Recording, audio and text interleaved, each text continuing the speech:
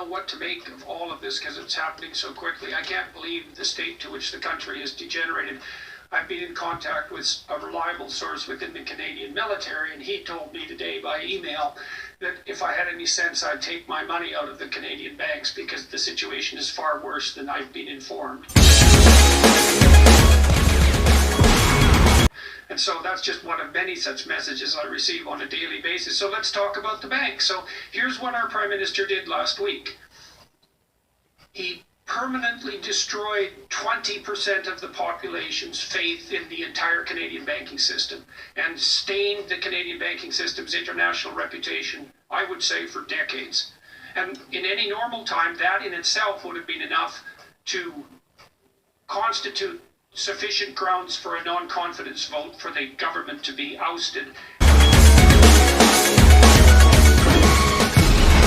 And that's only one of like the 7 things that happened last week that are of that magnitude. You can't even keep up with them.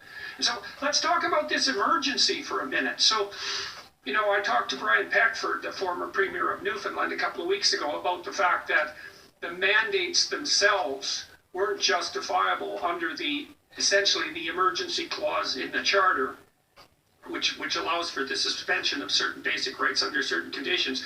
The mandates themselves weren't justifiable, especially now. And now the ante has been raised to a tremendous degree because we have a new emergency, which is apparently more serious than the entire COVID pandemic, that justifies the imposition of martial law and the seizing of bank accounts and the retroactive definition of crime and all of this. And so I'll ask you to play devil's advocate, okay, just for a minute. So imagine that you're on the side of Trudeau and the Trudeau government, and you're trying to make the case that this is an emergency that justifies the imposition of martial law. So what's the emergency exactly? Give me some evidence that there's an emergency of any sort. Even if, and I accept the challenge to be a devil's advocate, let me really try. What is the thing that is making the Canadian state tremble to the point of its own dissolution? Are all the provincial capitals under seizure? No, I don't think so. Oh, I got it. The Russians are coming down from the north, and they've got a fleet of the highest gunnery, and it's not that either. Maybe it's inflation, and if we kill the truckers, we rule the truckers, we can take. Look, even trying to be advocate.